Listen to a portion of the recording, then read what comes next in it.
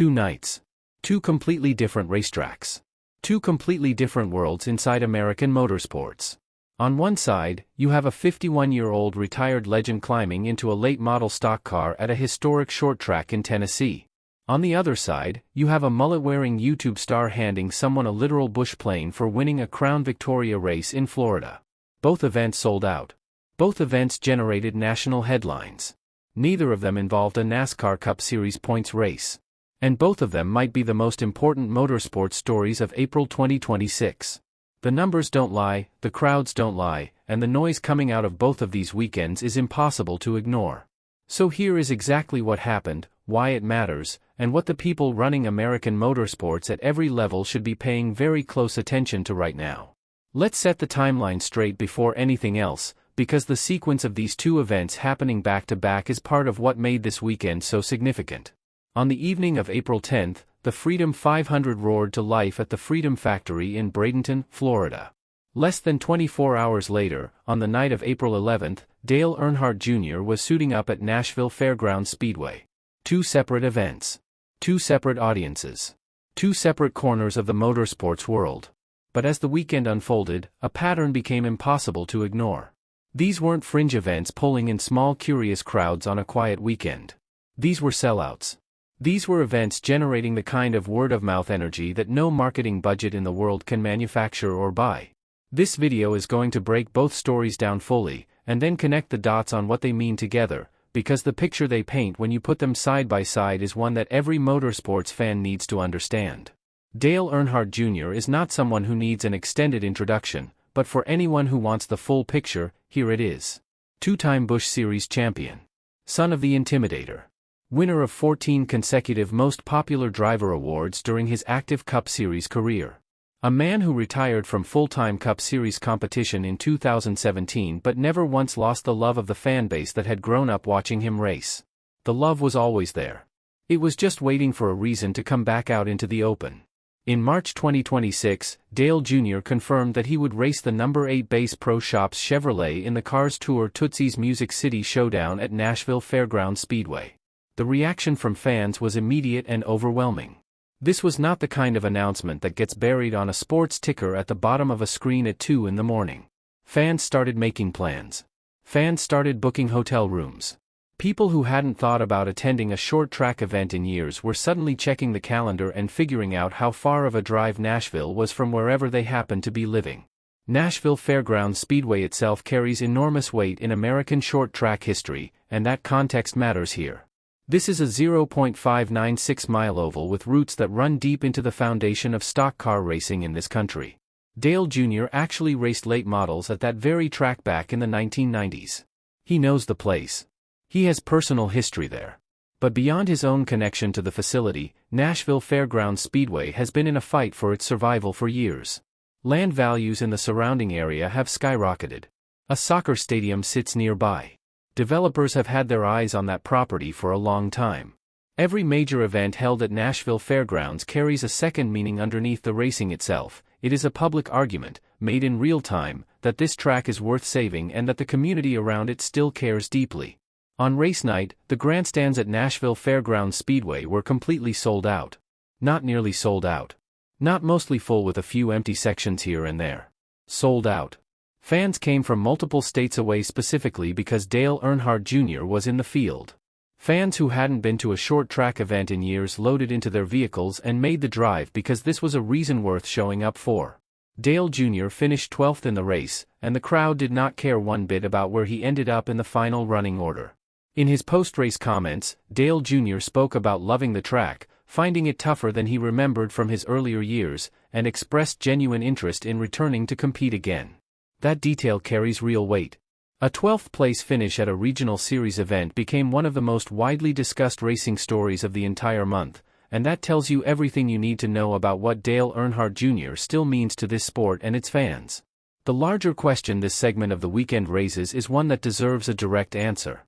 If a Cars Tour event with Dale Jr. in the field can sell out Nashville Fairgrounds Speedway and land on the national sports radar, what does a full NASCAR Cup Series weekend at that facility actually look like?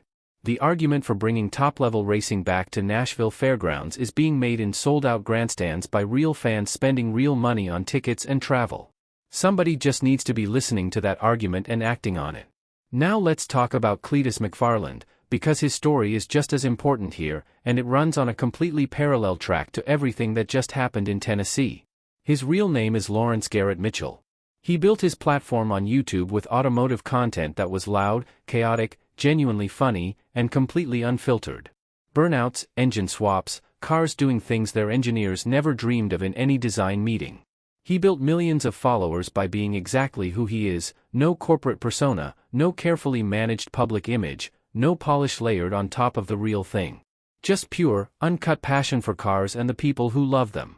Then he did something that nobody in the content creation space had done at the same scale. He bought a racetrack. The Freedom Factory, formerly known as DeSoto Speedway, was originally built in the early 1970s in Bradenton, Florida. It is a 3/8-mile asphalt oval. The facility once hosted NASCAR legends during its active years and carried a reputation as the fastest 3/8-mile track in the South. Then it went dormant. Cleetus bought it, revived it, and turned it into something that does not have a clean comparison anywhere else in American motorsports. The 2026 Freedom 500 was the 7th edition of the event. The format is exactly what it sounds like, 500 laps in Ford Crown Victorias. And the prize for winning was a bush plane. A literal, actual, flyable bush plane. The driver lineup for the 2026 edition included Travis Pastrana, who was the defending champion from 2025, along with Brian Deegan, Kenny Wallace, Leah Block, additional NASCAR veterans, motorsports icons from multiple disciplines, and automotive content creators with audiences in the millions. The grandstands were packed. The pits were packed. From the front stretch to the back stretch, wall to wall with people who had made the decision that this was exactly where they wanted to spend their Friday night. Fans drove from Detroit to be at the Freedom Factory for a Crown Victoria race at a 3/8-mile oval in Manatee County, Florida. Fans flew in from Pittsburgh. Those are not the travel patterns of people who are casually interested in something. Those are the travel patterns of people who are genuinely passionate and who felt that this specific event was worth the cost and the time to attend in person. The atmosphere at the Freedom Factory is a deliberate product of the way Cleetus has built the entire operation from the ground up. It is loud. It is loose. There is zero pretension anywhere in the building or on the property. The gap between the fans in the grandstands and the racing happening on the track is almost non-existent. People feel like they are part of the event because they actually are part of the event. That atmosphere is not a side effect of the way things are run at the Freedom Factory, it is the core product. Cleetus McFarland understood that truth from the very first event he hosted there, and every decision made since has been built around protecting and amplifying that feeling. On the surface, Dale Earnhardt Jr. and Cleetus McFarland have almost nothing in common. One is a NASCAR Hall of Famer and a living legend of the sport. The other is a YouTuber who made his name with burnout content and engine swap videos. One is racing a legitimate late-model stock car at a prestigious regional series event with decades of history behind it. The other is racing Crown Victorias at a track he personally bought, personally revived, and personally built into something new. These two men operate in completely different corners of the motorsports world, and yet what happened on April 10th and April 11th, 2026 reveals that they are doing exactly the same thing. They are giving people a reason to show up. Real people. Real passion. Real access. No velvet rope separating the fans from the racing. No VIP packages priced above what most people spend on a car payment. Just packed grandstands, loud racing, and the smell of rubber and fuel hanging in the night air.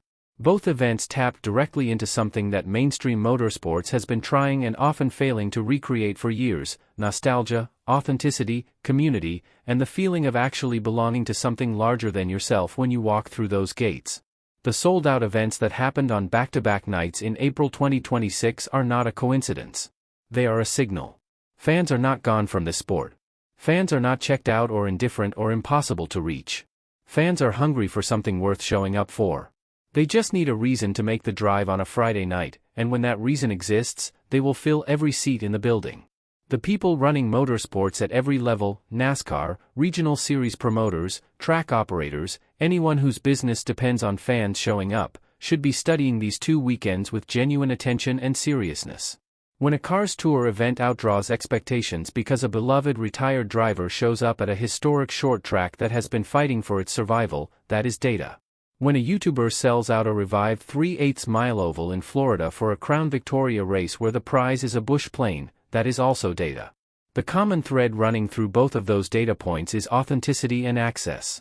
Fans connect with people and places and events that feel real. The lesson is not complicated and it does not require a team of consultants to decode. Give fans something worth showing up for, and they will show up. Dale Jr. finished 12th at Nashville Fairgrounds Speedway. The crowd stood the entire time.